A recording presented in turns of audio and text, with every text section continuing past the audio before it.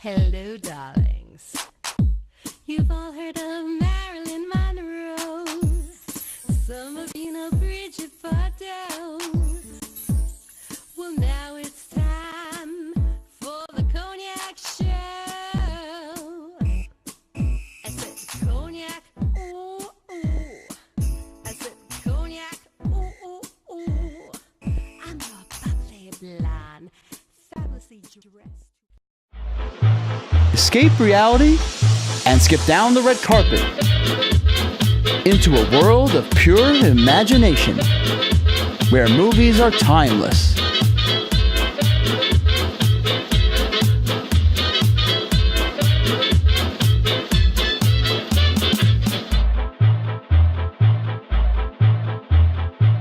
The Long Island International Film Expo celebrating 20 years.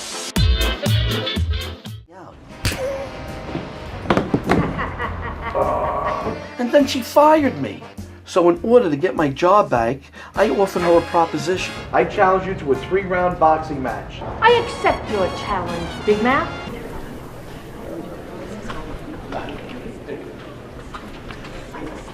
Hello, darlings. Welcome back. I'm Cognac Wellerlane, and we are here at the Long Island Film Expo, right here at the Belmore Theater, and I'm here with this fabulous actress. She's in a fabulous movie. Her name is Helen Proimos, and she's going to tell us about the movie and also her character in this film.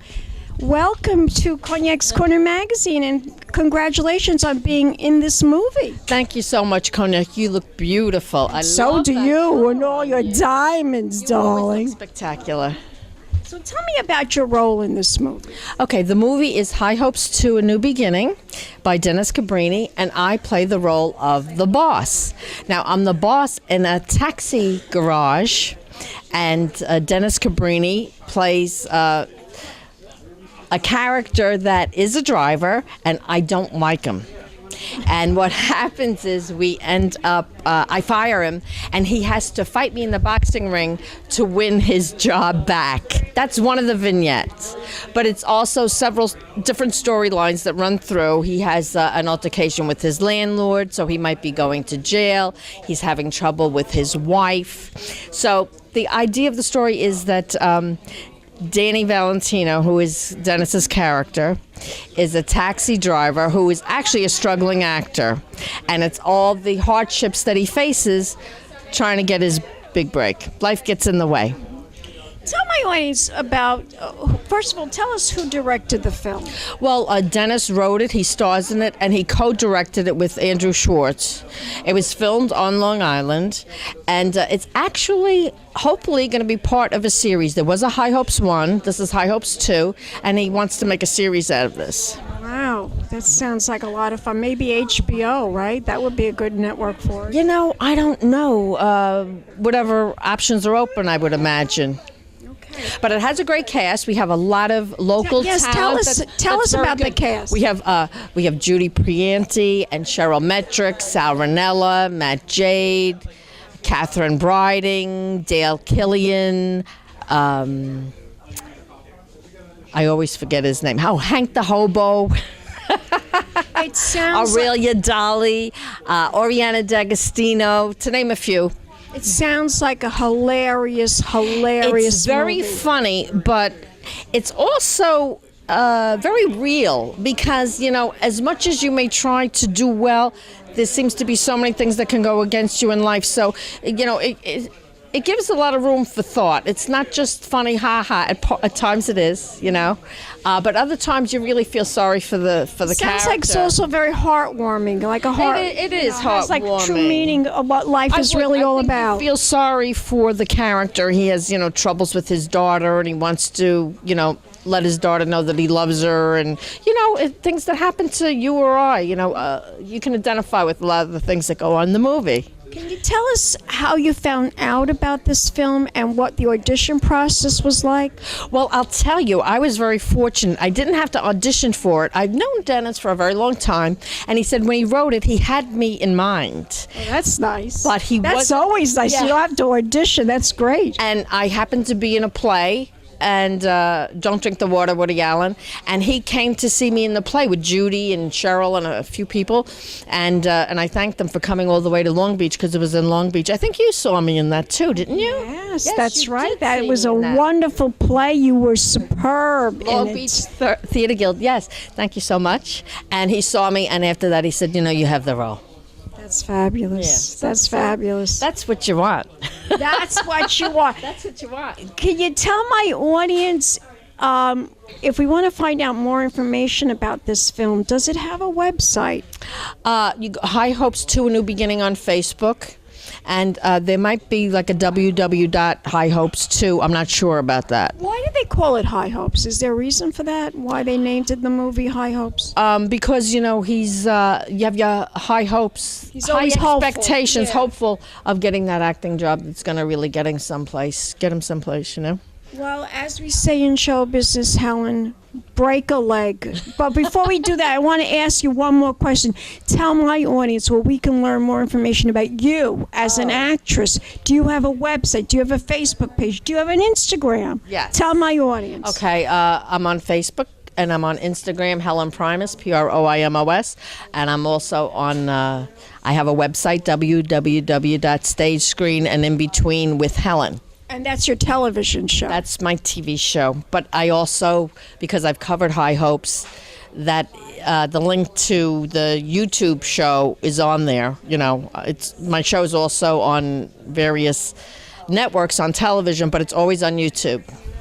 And that's the place to go. When you can't remember what station, channel, or time, just check her out on YouTube, and also Helen Proimos, Stage Screen and In Between. And give me a kiss. Love you, Cognac. Thank you so much.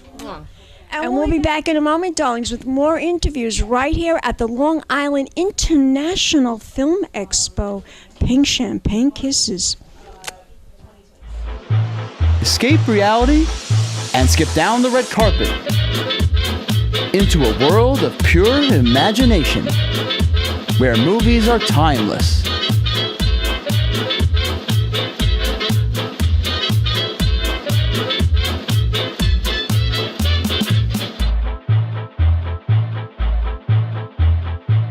The Long Island International Film Expo, celebrating 20 years. Welcome back, darlings. I'm Cognac Wellerlane, and we are here at the Long Island International Film Expo, and I'm here with another cast member from this very funny, hilarious film. Introduce yourself to the camera. I'm Rosemary Cook. I am playing in High Hopes 2 as Mia Titinelli, who is the neighbor of Danny Valentino. Tell us about your character. My character, basically, I'm the mother of the daughter who is really well built. So it sounds like a lot of fun. It sounds like you have a really nice character in the film, and it sounds like you really enjoyed making this film and, we did. Getting this part in this film. Can you tell us how you got the role? Well, actually, Dennis Cabrini and I worked together outside of filmmaking, and just by being involved in creating the film, I ended up doing a number of things, including prop production, different facets, and he had this person in the script, and he said, why don't you do it? It's like, okay. Is this your first film, or have you done others? It's the first film, but I have done some TV spots. I was on the Our Home show years ago. I did a 6-minute segment on herbal medicine in the home.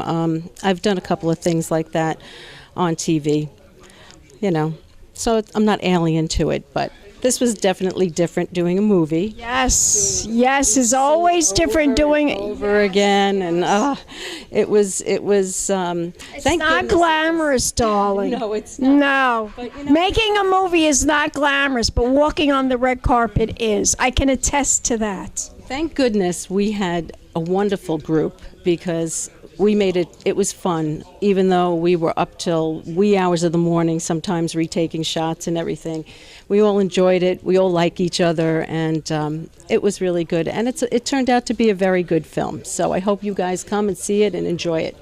Well, thank you very much. Now, if we want to learn more about you as an actress, and do you have a website? Do you have a Facebook page? Instagram, maybe? I actually don't do Facebook, but on Dennis's webpage, his Facebook page has information on all of us. Wonderful. Well, thank you so much for the wonderful interview. Thank you so much. And as we say in show business, break a leg, and we'll be back in a moment with more films, more interviews right here at the Long Island International Film Expo, darlings. Pink champagne kisses. Escape reality and skip down the red carpet into a world of pure imagination where movies are timeless.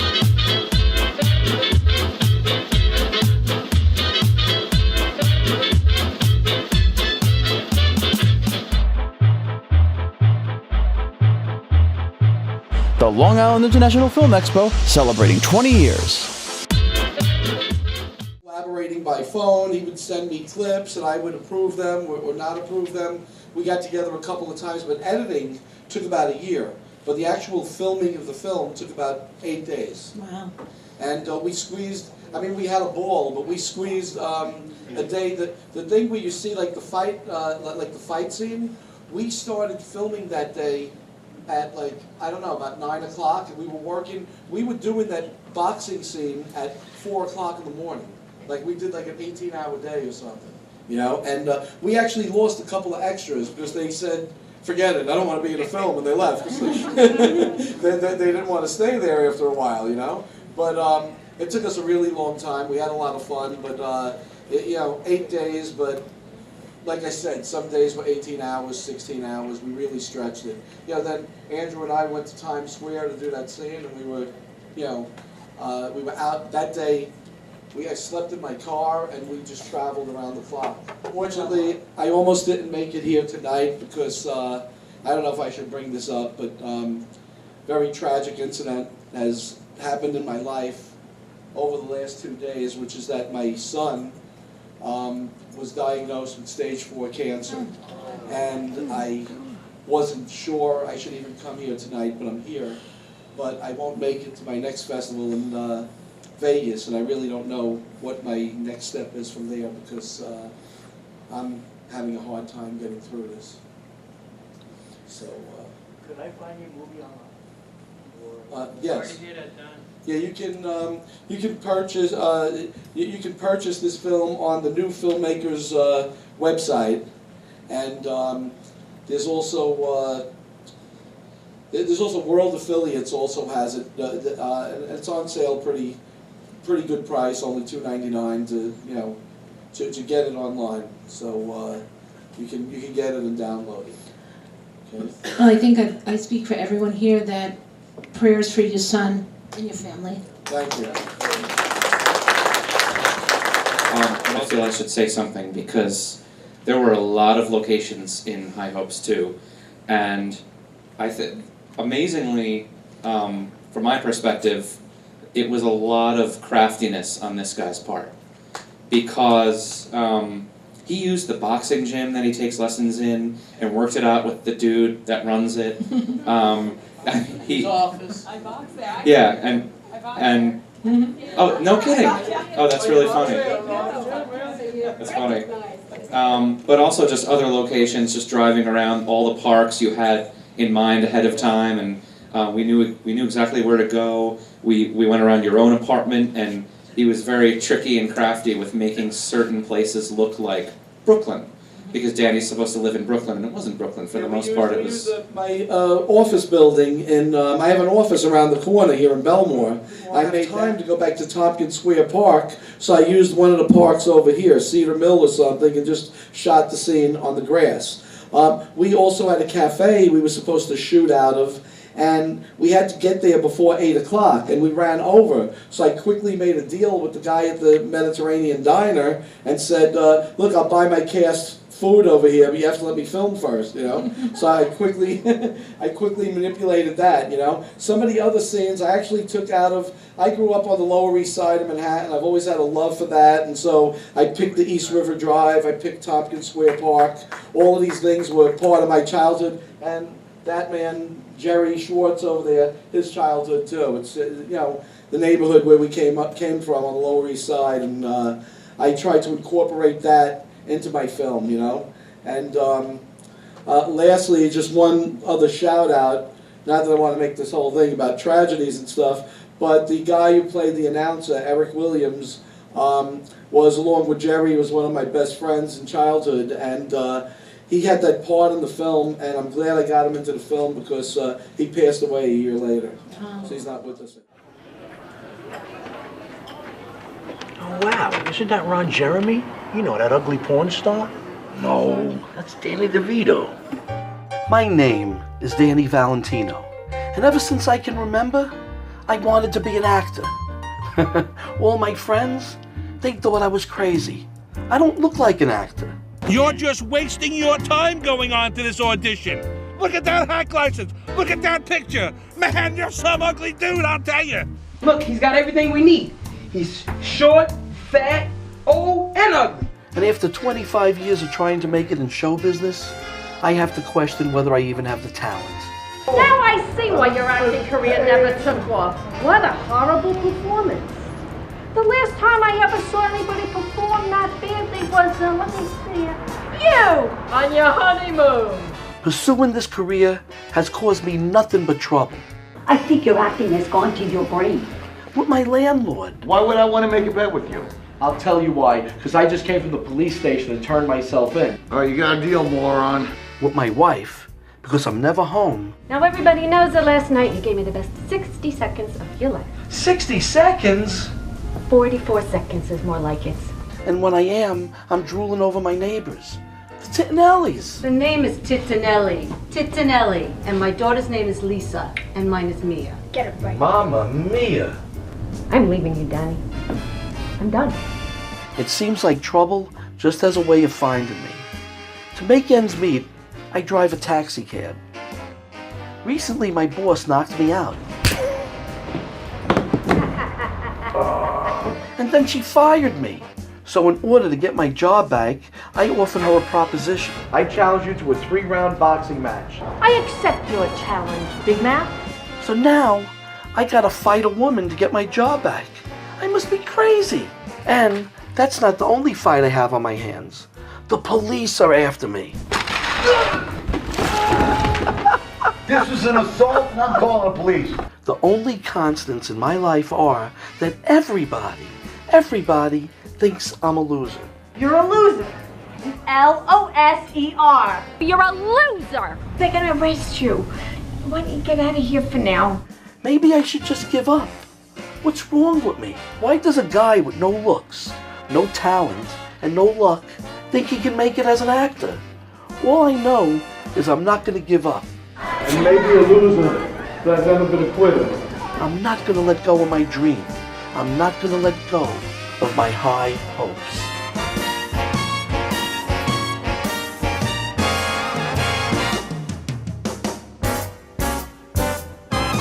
It's not how many times you get knocked down that matters, it's how many times you get up. Welcome back, darlings. I'm Cognac Wellerlane. We're here at the Long Island International Film Expo, and I'm here with another cast member. And he is going to talk to us about his role in High Hopes. First of all, introduce yourself to the camera. I'm Dennis Cabrini, and I'm the writer, director, and star of High Hopes 2.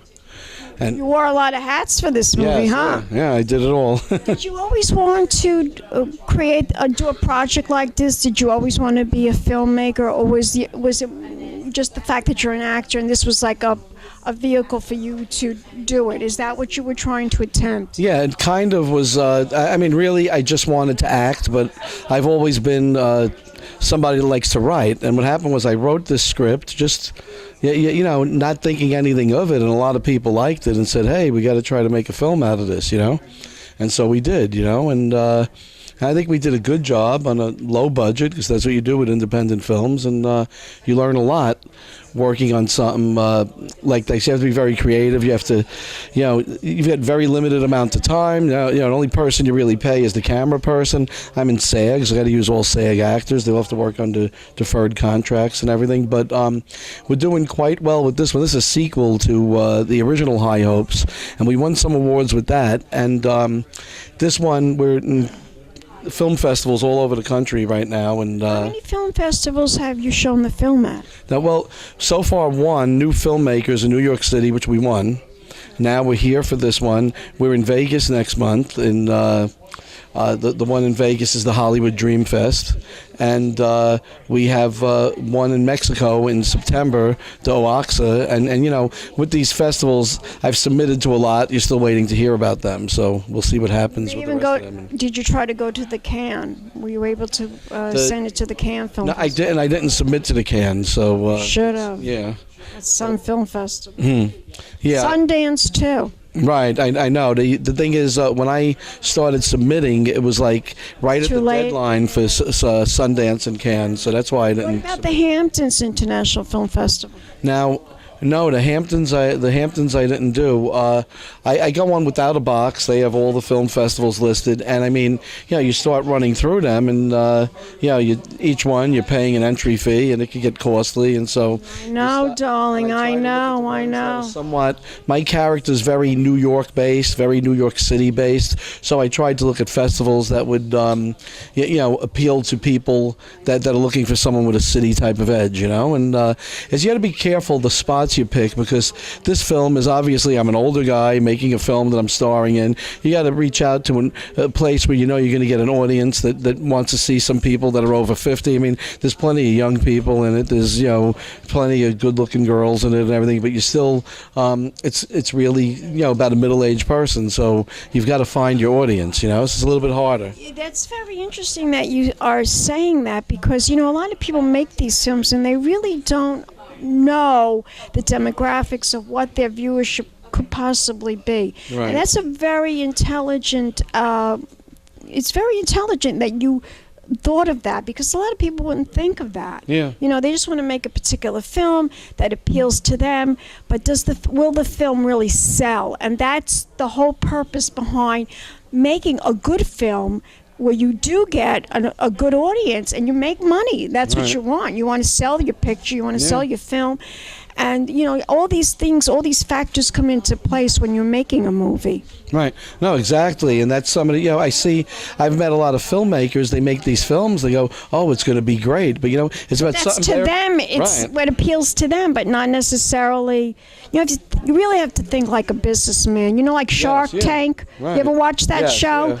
Well, they're going to invest in something that they feel will make money. I mean, not just the passion of one person. Right. See, my thing is not so much about passion. What it is, though, it's like a Rocky story about a cab driver who wants to be an actor, and basically he's pursued an acting career for over 20 years, and he's a failure. He's also, everybody considers him a loser. He's never made it, but he doesn't give up on his dream, hence the name High Hopes. And it's about having a dream and going for it against all odds. This guy's got nothing going for him. He's not. It sounds almost surreal, almost really what's really happening. But I'm sure you're doing way better than the taxi cab driver that you play. A little bit better than him, yeah. But he's definitely. It's definitely a story about a guy, though, that I think that a lot of people can relate to the fact that it's about somebody that wants to be someone and wants to do something and has a dream and is pursuing it, against, and it really is against all odds. He's an older guy, so there's not that many roles as you get older, Yeah, it gets less and less, darling. He's not Listen, good-looking, I've talked to people like Pierce Brosnan, and roles sometimes are hard, even for people like that. You wouldn't think it. You wouldn't think it. Looking like Pierce Brosnan. I know, he's very handsome. I mean, I was very lucky to interview. I've interviewed many famous movies. So I just interviewed Adrian Grenier too in the Hamptons. Really? Yeah, wow. Yeah, no, I meet them all. Yeah. But your film sounds hilarious, and I hope that you go very far with the film. Tell my audience where we could go. Does the film have a trailer? Is it on YouTube? Yes, the film has a trailer on YouTube. High Hopes 2, A New Beginning. It's also on IMDb. And you can also, if you surf the net a little, I don't know exactly offhand, but the trailer to the first film and actually the whole pilot episode of the first film, which we had offers, we almost got picked up, you know. So you know, it gives you an idea. It sounds like it could be even a TV show. Well, that's what this is, a TV pilot. I know. She told me. Helen told me that, and I wish you all the luck. As we say in show business, break a leg. Tell my audience, what's your website? Do you have a website? Do you have a Facebook? Well, now I have a Facebook. We created a Facebook page. One thing that I have a problem with in being in this business is I'm not extremely tech savvy with the computer. I am. You know? I am. So, you got to talk to me, right. darling. So I did create a High Hopes web page, but there's not really that much on it. You know, I do have. It's easier if you look me up as Dennis Cabrini, and then you'll see all. You know, you'll see things about me, and of course, if you Google me, you'll see my. You know, some of my. You are on IMDb, right? Yes, I am on IMDb. Yeah. Break a leg, darling. Give me a kiss. All right, thank you for And we'll be interviewing me. back in a moment, darlings. More interviews coming up. Keep watching. Pink Champagne Kisses. Hello, darlings. You've all heard of Marilyn Monroe. Some of you know Bridget Fordell.